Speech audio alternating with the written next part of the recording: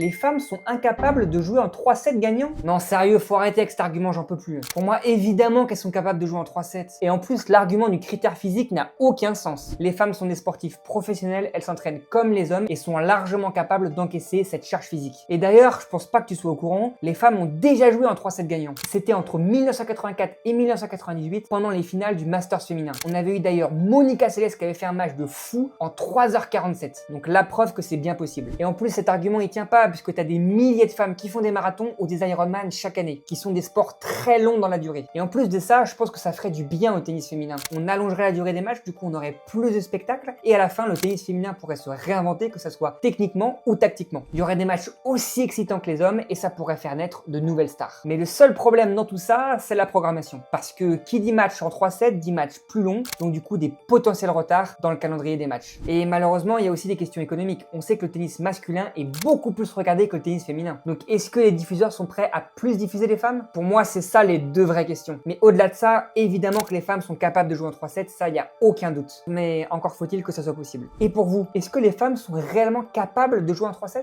Dites-le moi en commentaire.